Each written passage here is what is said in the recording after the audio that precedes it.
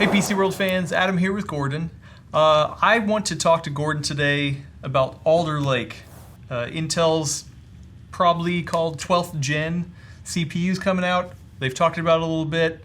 I have some questions, especially when it concerns comparing it to the awesomeness that is AMD's Ryzen 5000. I will say we do not have Alder Lake. This is just fake mock-up. We don't know when it's coming out. We don't know how much it costs. We don't know hard performance details. We just know what Intel has told us at this point. But I think there are still things we can figure out from expectations versus Ryzen 5000 at this moment. So first off, for all those who don't know what Alder Lake is, Gordon, why don't you please explain to us what Alder Lake is, the changes that are going to be made? Sure. The big news for Alder Lake is, one, it's not 14 nanometer, 14 nanometer plus, plus, plus, plus. It is 10 nanometer FinFET, so basically Intel's very best 10 nanometer process, finally making it to desktop. Okay. So we are making a big jump from 11th gen Rocket Lake to 12th gen with Alder Lake in manufacturing process. And Intel has also redesigned everything. So everything. So one thing, it's a hybrid design. That means the chip is made up of high performance cores, 8 of them. On the best part is 8 high performance cores with hyperthreading on those 8. Okay. Plus another 8 E cores or efficiency cores. This is actually the one thing that has really sort of bent people's brains. I have not understood it ever since they sort of announced this idea. Those efficiency cores, of course, the reason everybody's sort of confused is because efficiency core, it sounds an awful lot like the Atom core. That doesn't have the best name for performance. These efficiency cores, though, are nothing like the original Atom. So apparently 4 efficiency cores can outperform 2 Skylake cores by 80% at 80% less power use. So these basically are not your uncle's Atom cores. So you basically take 8 E cores, 8 P cores, and you get to sort of that core density that Intel has been meeting, that they've been getting just beaten bloody by AMD on. Okay, I've got a lot of questions about the hybrid approach, but we're going to save those for a second. Let's keep going. What other things define 12th gen Alder Lake? Well, the P cores are redesigned. They're deeper, they're wider, so they're more efficient.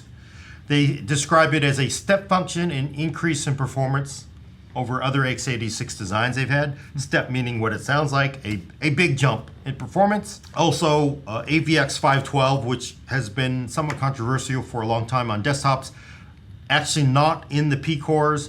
They've actually moved on to a different, I think it's their AMX core. It's basically a different way of doing AI. They're not giving up on AI. They're not giving up on VNNI, but the AVX 512 is not going to be on the desktop version. It will be in the server version, which is going to burn some people, but it's not going to be on the desktop version. So, okay. Also, because you're basically, for x86, everything has always been the same. Every core has been the same. You're now mixing basically efficiency cores with performance cores. Intel dealt with this kind of mishmash of cores in its CPUs by introducing what's called Intel Thread Director. It's actually hardware that sits inside of the CPU. It knows what the cores are capable of. It knows which core is capable of what. The Thread Director basically manages all these cores to say, hey, this one's free, do this, do that. It tells the operating system, Windows 11, it's like, hey, you need to use this core for this task, you need to use this core for that task, you need to do that. And it efficiently manages them, so it moves them around. In fact, if, say, a performance core finishes a task, and now they want to move something off the efficiency core onto the performance core, they can do that. If they go like, hey, you know what, this is a background task that got thrown into a performance core, you need Windows to move this onto an E core, because there's no point in wasting the high quality of the performance core, which uses more power too on that. So Thread Director should basically manage a lot of the issues that we have sort of had with Windows over the last few years, as we've gotten to a lot of cores, a lot of threads, and then now we're mixing different kinds of cores with it. So Thread Director manages all that and is supposed to make it better. That seems like it'll introduce latency, or figuring out like that extra little level of being like, okay, now I got to stop for a second, got to know where to put what. Like how are they going to get around that? So what's also new in Alder Lake is each core has its own improved power manager. So that core will respond to, I need to crank up clocks, I need to use more energy, in a significant increase of time over previous designs where there was power control, but it was a separate controller inside the CPU. These are actually inside of each core, as I understand it. So I think what they're saying is microseconds and milliseconds. I always get that one backwards, but basically you're talking about a tenth the time it takes for these clocks to increase in responsiveness. So that really should deal with a lot of that, I think. Okay. You would think that having an extra layer would deal with it, but I guess because each of these cores probably also responds faster, it'll be fine. Well, what if I don't want efficiency? Why not just take out those efficiency cores and give me more performance cores? Gordon? Yeah, and I think that's what a lot of people sort of wondered, because the server version of this, called Sapphire Rapids, has nothing but P cores, so all performance cores. There's no efficiency cores.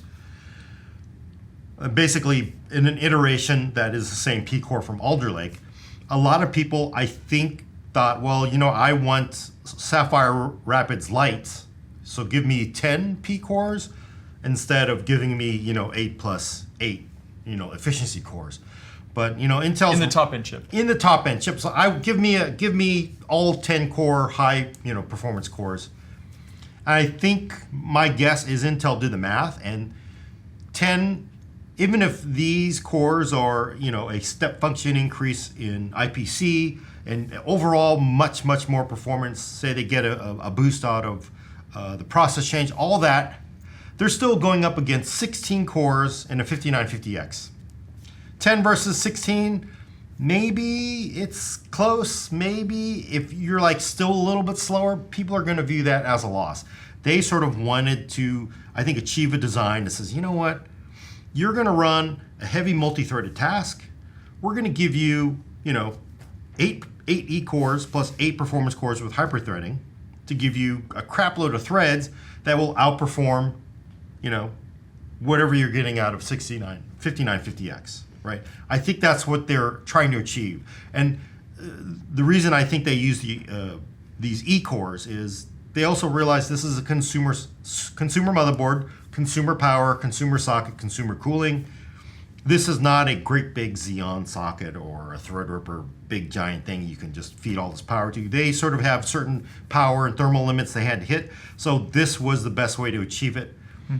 We don't know, obviously, where that's going to be, but I think as I see the performance of those E cores, because I was really kind of like, what do I need an Atom? That's just not gonna do it. But these are not, again, these are faster than Skylake.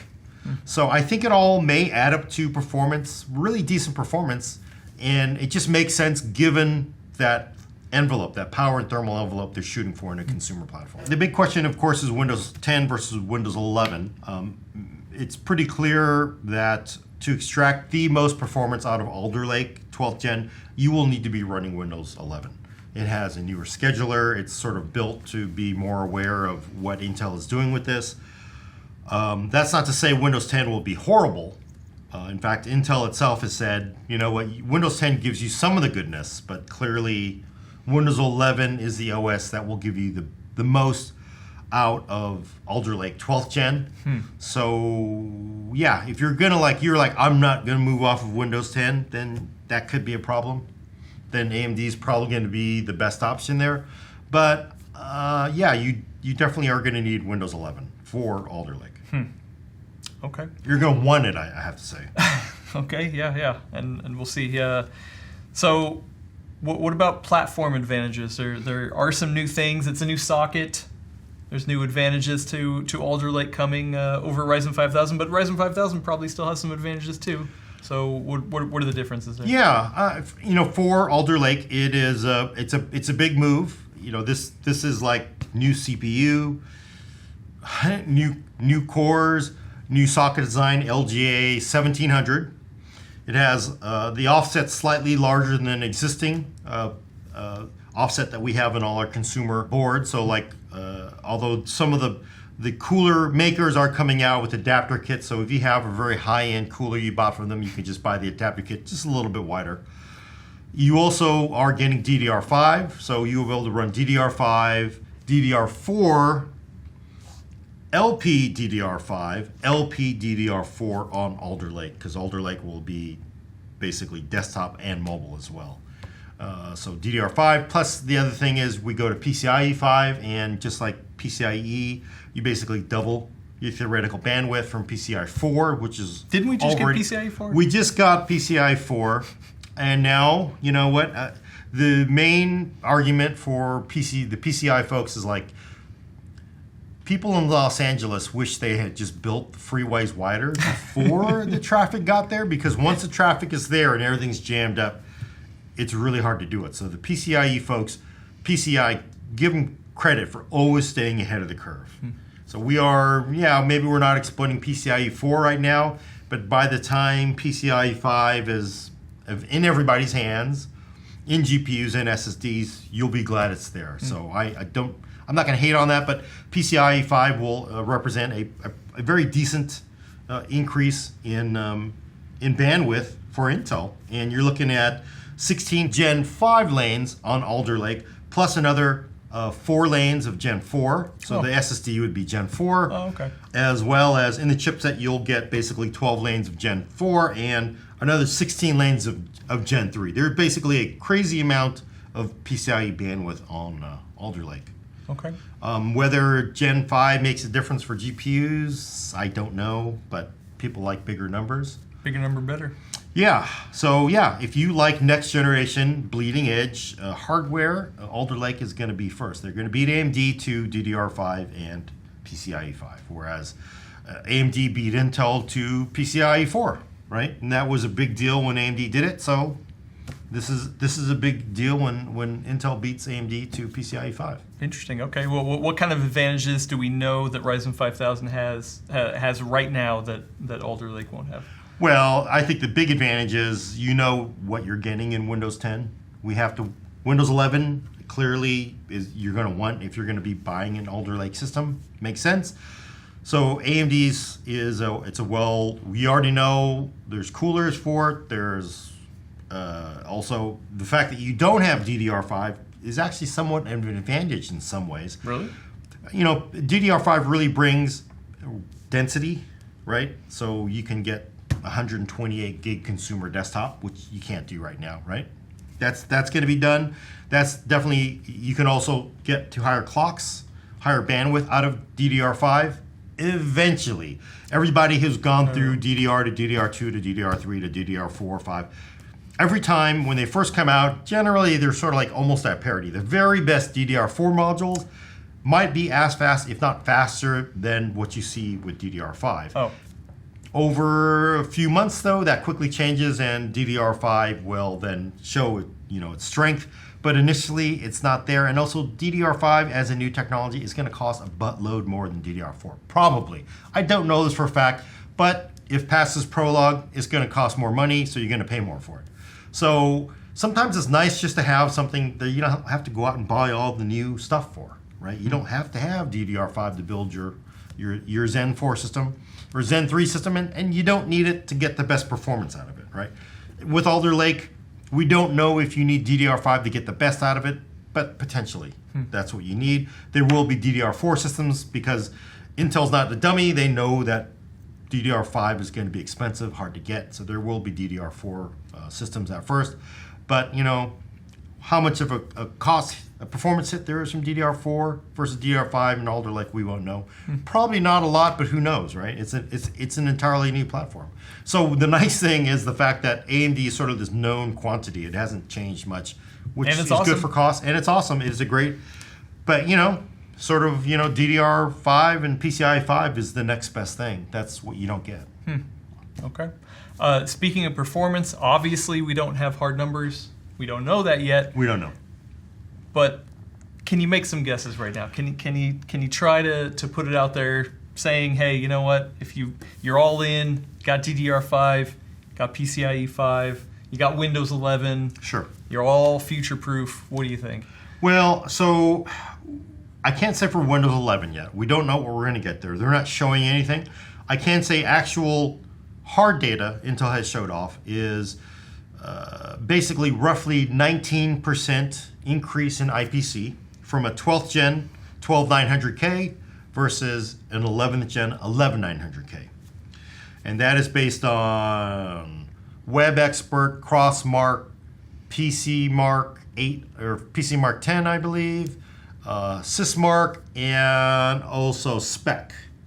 So they basically run all those tests in Windows 10, mind you. So there could be more to come in Windows 11, and they run all of those benchmarks. Very popular, very industry standard benchmarks. Oh, and Geekbench, even Geekbench is in there.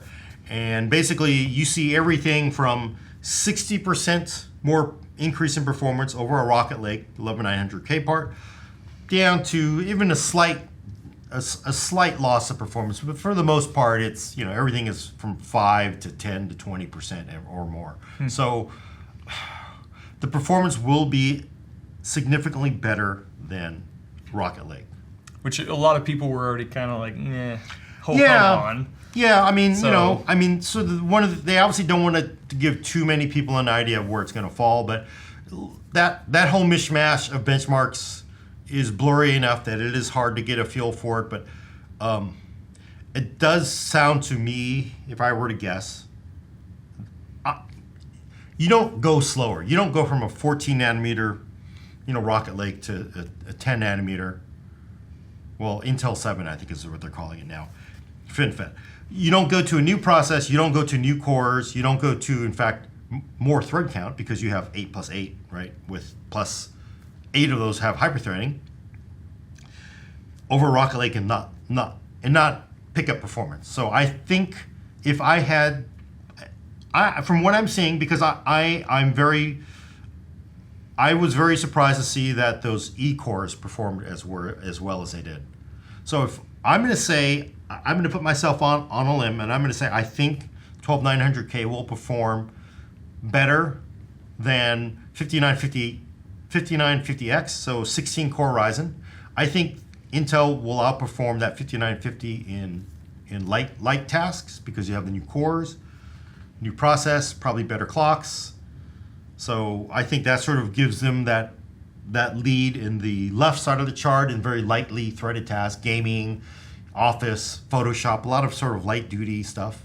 I think they will have an advantage there. And I think as we get to 16 core versus 16 core, plus SMT versus hyperthreading, I think AMD could be closer, but I think a lot of this will help lift Intel up past Ryzen. And their argument, I think might be like, this is where it matters. You want higher frame rates in games. You want more responsiveness in Photoshop. So this is where we really give it to you. And then look, we're very close. They might even be a little bit faster than 5950X.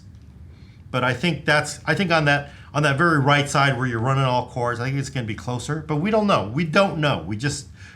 But I'm going to say that it will be a very competitive part with 5950X, if not generally faster, because they know they have a fixed target of what they have to beat. They got to beat 5950X. If they don't come out the gate with 12900K and they don't at least match it or beat it, enough defensible things, that's not a good look. But I think they have enough. They've shown off enough to be there. But all you people, I'm sure people are screaming at us, Gordon, the Ryzen 5000 has been out for a bit. There's something coming down the road.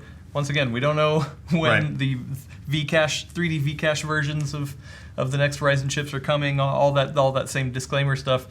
But what about Alder Lake versus the 3D Vcache stuff? What can we extrapolate from what's coming next from Ryzen? Yeah, and again, those are Zen 3. The first ones will be Zen 3 cores, Vcache stacked on top, a buttload of L3 cache.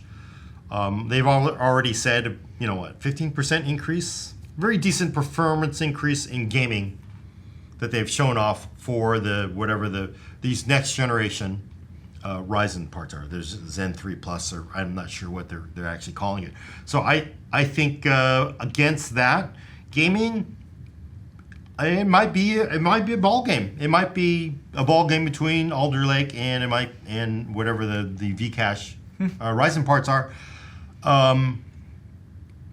I know that Ian over at AnonTech, Dr. Ian Cuttress, his thought is that sort of big ass cache answer will help games and help a few sort of cache sensitive workloads, but for a lot of things, he doesn't think it's going to lift them up that much. It won't be, you will not see like whatever the sequel to the 5950X get like a huge IPC increase and a lightly threaded task just from adding the cache. So it might be this thing where Alder Lake and Vcache or Rising parts sort of like maybe they're even-ish in games. Frankly, if you're playing a high res, it doesn't really matter anyway. But you know, it's going to be a ball game, right? So we don't know. You know, I think both of them will be good. You know, the main advantage with Alder Lake is for desktop people for Intel fans who have been wanting to buy an Intel part, and it's been hard to, unless it's a great deal, like a 10850K, which, hey, it's a great deal. Everybody can agree, great deals beat the other stuff. But if you're buying just simply because I want the very best thing, the very awesome performance with bleeding edge technology, DDR5, PCIe 5, Alder Lake sort of does that for you. Like, hey, I got a lot of this is tribalism. So now you can say I run DDR5 and PCIe 5, right? You get that. So I think that helps them a lot. This is actually going to be, interestingly, if you think about it, Intel's sort of first real attempt to sort of push back on AMD and desktop. And desktop has not been the priority for Intel. It's been servers, it's been laptops. Most people buy laptops. For enthusiasts DIY, you can sort of let it slide a little bit. Rocket Lake was one of those things where, you know what, let's just give it a shot. They sort of had to do something. Of course, by the time it came out, Ryzen 5000 was here, and it looked worse than when I think they originally came up with the plan for Rocket Lake. So that wasn't good. Rocket Lake wasn't a great look for Intel desktop. 10th gen was old. It was well past the curve. So Rocket Lake will very much be the first time Intel has like, we're going to try to punch you back. And you got to wait, and everybody needs to wait until we see reviews of the parts. We see performance numbers, enough. You see enough reviews of these CPUs from enough different reviewers to form an opinion. And then, of course, then we have to wait for the other shoe to drop with AMD and Vcache, which the great strength for AMD right now is the surprise when they announced Vcache is like, hey, if you have an AM4 socket, a lot of people thought that was end of the road, Ryzen 5000, you would never see one more thing. And it looks like for a lot of those people, you're going to be able to get one more upgrade with the socket, no muss. Not a bad thing. No having to change anything, no memory, no even reloading the OS probably. So I think that's a plus for them. So Alder Lake, you'll be able to see this year before the holidays. We don't know when we're going to see the Vcache, possibly this year, I think, as well. So it's going to be a battle. But this will be the battle that everybody's kind of really wanted to say. Intel fans especially. It's been a tough rebuilding season. It's been a few tough rebuilding seasons for Intel fans. This is it. Like, hey, we're going to make the playoffs this year. We're going to make the playoffs this year, which is better than just not even getting there, right? Right. Well, in either way, it's exciting. Each side is doing something new, something different, trying to push that bleeding edge, and they're both, you know, some win some win the other, and yeah. It's good. Competition is good for everybody, right? So yeah, and that's ultimately great for everyone. Yeah, no, I'm excited too because I mean, Rocket Lake, most people were not happy with that, right? I mean, it was better than 10th gen, but it wasn't enough. This is going to be the showdown we've been waiting for. Interesting. And you know what? You like seeing it. It's just fun. Okay, awesome. Well, thank you through stepping me through the differences of Alder Lake and Ryzen 5000. Once again, we'll see in the future when these parts come out and see your reviews and read everybody else's reviews to formulate opinions. But I'm excited. Either way, I'm excited. So thank you, Gordon. Thank you, everybody, for watching. Be sure to give it a like and a subscribe, and we'll see you later. Bye.